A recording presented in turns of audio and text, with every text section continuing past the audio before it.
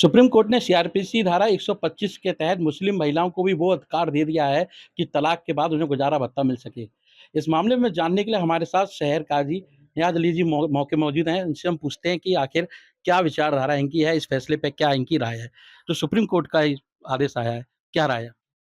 देखिए, हमारी कोशिश ये रहती है जब भी कोई मुस्लिम इश्यूज़ पे गवर्नमेंट या सुप्रीम कोर्ट या कोई भी संस्थान जब कोई आदेश पारित करती है या फैसला सुनाती है, तो हम कोशिश करते हैं कि उस चीज़ को हम पढ़ें, अध्ययन करें, रीड करें। लिहाज़ा उसको भी मैंने पढ़ा नहीं है, लेकिन आप लोग सहाफ़ी हज़रात हैं और बड़े चैनल हैं और आप लोगों ने जो बताया और जो मैंने अखबार में पढ़ा, उससे मुझे यही लगा कि जो तलाकशुदा महिलाएँ हैं, ख़वातीन हैं, जो तलाक ले लेती हैं, ये तलाक दे दी जाती है, तो उनके गुज़ारे के लिए कोई पुख्ता इंतज़ामात नहीं होती। या तो वो अपने माँ-बाप के घर जाती, अगर माँ-बाप नहीं है तो दर-दर की ठोकर खाती। फिर सितम ये कि अगर उनकी औलाद है, यानी कि उनसे जन्मा बच्चा है, भले महिला ने तलाक ले लिया, तो बच्चा तो बाप का ही कहलाएगा, चाहे बेटी हो या बेटा, उसी बाप का कहलाएगा और उसकी वल्दियत उस वही लिखी जाएगी पूर्व पति की। लिहाज़ा उसका जो जीवन यापन का ज़रिया है, वो बाप से ही होना चाहिए। लिहाज़ा सुप्रीम कोर्ट ने ये फैसला सुनाया है, जजमेंट दिया है गुज़ारा भत्ते के लिए, तो मैं इसका स्वागत करता हूँ, जिससे महिलाओं की प्रताड़ना कम होगी और बच्चों की परवरिश में उनको एक सहूलत मिलेगी। 3 तलाक का भी मामला सामने आया था, उसमें काफ़ी विरोध देखने को मिला था। क्या लगता है इसमें भी कुछ विरोध सामने? देखिए, सबके अपने-अपने मत हैं, मैं किसी के खूँटे से बंधा नहीं हूँ, मैं किसी के संगठन से बंधा नहीं हूँ। मैंने अमन की पैरोकारी की है हमेशा, सद्भावना की पैरोकारी की है और सौहार्द कायम करने के हर समय प्रयास किए हैं। लेकिन ये मसला ऐसा नहीं है जिसमें शांति व्यवस्था भंग हो। ये मसला एक सोच खूब सुकून के साथ सोचने का विषय है कि आखिर क्योंकि देखिए हम भी बहन वाले हैं, हम भी माँ वाले हैं और सबकी माएँ-बहनें हैं। सोच के देखिए कि हम किसी में पत्थर मारें, वो पत्थर हमें कोई मारे फिर, चोट तो हमें भी लगेगी ना।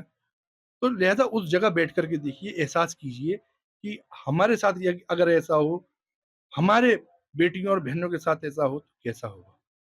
लिहाज़ा हम एक गवर्नमेंट सुप्रीम कोर्ट का फैसला है, हम उसका स्वागत करते हैं और रही बात 3 तलाक की, तो 3 तलाक का गुंजाइश तो शरीयत में है, लेकिन ये खूबसूरत अमल नहीं है, जिसके लिए हमारे नबी ने जो है इस पे नाराज़गी ज़ाहिर की थी।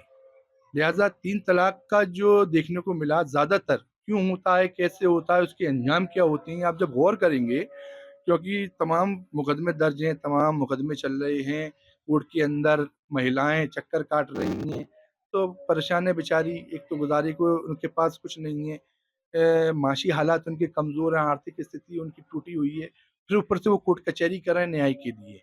तो आप जब देखेंगे तो या तो गुस्से में शौहर ने उसको तलाक दी है या नशे की हालत में तलाक दी है, ज़्यादातर, नहीं सब, ज़्यादातर। तो ये दोनों ही चीज़ें शरीयत में हराम हैं। लिहाज़ा इस हराम चीज़ को आगे रखकर जब आदमी तलाक देता है, तलाक तो उसकी हो गई, लेकिन उसका भुगतने वाला सिर्फ़ महिला होती है।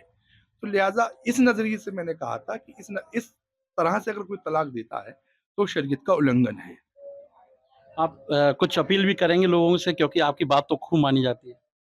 मैं सभी से यही दरख्वास्त करूँगा, यही अपील करूँगा कि शहर में अमन कायम रखें, अपने ज़िले को खूबसूरत बनाए रखें, अपने मुल्क की फ़ज़ा के लिए सौहार्द कायम रखें और दुआ करें परवरदिगार हमारे मुल्क को खुशहाल रखे।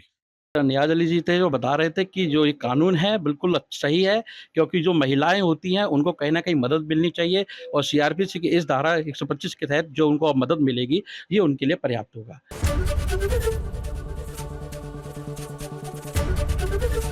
एबीपी गंगा, खबर आपकी, जुबान आपकी।